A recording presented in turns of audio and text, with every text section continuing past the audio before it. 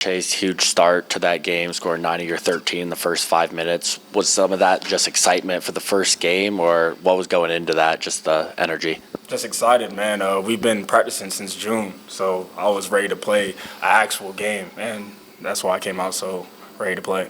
Yeah, you guys had 11 different players score tonight. What does that say about the depth of this team? We have a lot of depth. We believe in our guys. That's why we play so many. That's pretty much just it to it. That's all to it. Yeah, max 12 points off the bench, but it seems, 21 minutes off the bench is a lot. Is that a role you're used to? Yeah, I think initially that's how I kind of came up to playing, especially here at USD. I just want to make my minutes last, keep earning those minutes, and make those minutes count. Yeah, with the energizing press you guys run most of the game, is the depth a big part of that to be able to maintain that throughout the game? Yeah, for sure. I think depth and just making sure everyone offensively is the threat. And I think, like you said, 8 players scored or 10 players scored. I think that kind of goes to show how we play and expect to play the rest of the season. And then not necessarily a tune-up game, but a good opponent with Southern. How does it feel going into the next game after a big win like this? It feels great. We respect our opponent, and we're going to respect Commerce. I lost to Commerce 2 times last year, so I definitely want to get some payback on Wednesday.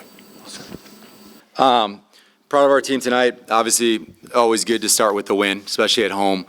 We've talked a lot about trying to defend our home court, right, and just being better at home. And it's a mindset thing. Last year, we just didn't have great starts, and I thought we had a really good start to tonight, and we had great energy all throughout our team. Southern's a good team, right? They're picked number 1 in their league in KenPom. 22 is a load. He had 30 points. They're going to win a lot of games in their league. But really proud of our effort. Obviously a different style of play where it's more frantic and it maybe looks like chaos to all of you guys, but it's organized chaos to us. And that's got to be how we hang our hat this year on the energy, the pressing, the effort stuff. But super proud of our team. You never know what to expect the first game, right? Like it's always you're trying to prepare. You don't know if they're going to change stuff.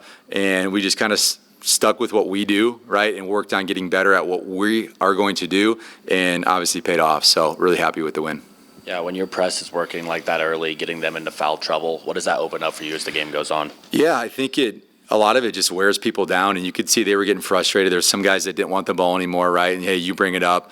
I think it's just got to be like a little gnat just buzzing around your head or a drop of water just over and over and over again. And we're not taking it off. I don't care what the situation is. We're pressing for 40 minutes, and that's got to be our MO every time we step on the floor. But fatigue, right?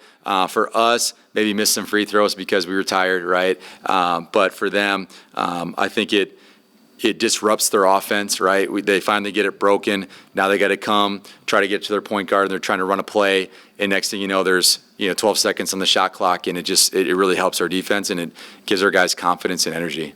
Yeah, being able to settle it down for a half-court offense, but also score on those quick press, how important is that as the season goes on to stay balanced? Yeah, really important. I think there's a time and a place, and I think the more that we play together, we will get a better feel for that as well. Late, obviously there's a lot of points scored in the second half, a lot of free throws that were shot, right? But, we were trying to control the game a little bit in the half court. I think we ran the same play like over and over and over again, and it kept working, so we didn't change it. Obviously, we scored 53 points, but you need a balance, right? You can't just get everything in transition, but we got to know the right time and place to go try to get a bucket in transition. And then having 11 points or 11 different players score tonight, what does that say about your depth? And when you're running a press like that, how important is that depth? Well, you need 11 players, right? I think that's really important. And I said pregame that we are going to play at least 10 players before the first media timeout, and I think we were close. Maybe it was the first 5 minutes of the game, getting everybody in. And I think that really helps with your chemistry when players know what to expect every single game, right? Sometimes you look at it like, man, coach, I'm only in for 3 minutes and you're disrupting my flow. I can't get into a flow. And my response is, okay, if you play as hard as you can for 3 minutes, you should be exhausted and we have to get you a sub. So we need all 11 guys, and whether they score or not, I just said this to one of our assistants is, I don't know who's going to be our leading scorer every night, right? And to us, it doesn't really matter. You have a preseason first-team all-league guy that had 7 points, and we won by 14, right? Maybe could have won by a little bit more. But So it's going to be different every game. Caleb is going to get the other team's best defender every single game because of what he did last year, and it's just going to open things up for more players on our team. So the scoring piece, great. I'm just going to play 11 guys, and if it works out, if 11 guys score, hey, great job. If 7 guys score, we're going to do whatever we can to win. And then a good win over a good team, like you mentioned, Southern. Yeah. How do you guys carry this over into your next game? Yeah, Southern, I watched them on film last year, and I told our guys it was going to be a very challenging game. I knew 22 was going to be an absolute monster, and he was.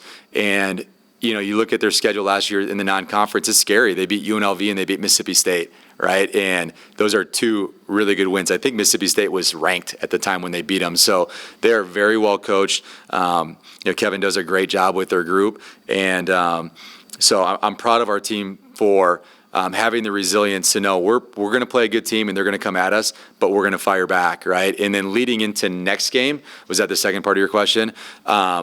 We have to have great rest in recovery, right? Our guys should be in the cold tub right now or doing contrast baths, and there's not going to be a whole lot tomorrow with Commerce other than, defending some actions, figuring out how we can score. I don't know how they're going to play. Everybody changes things every single year, and we obviously are playing very different than we played last year, right? So watch some film tonight, try to get our team rested and prep for Wednesday, and it's going to be a quick turnaround. I'm just lucky we're at home. Thankful we're at home. Awesome. Thanks, Coach. Thank you. Go Yotes.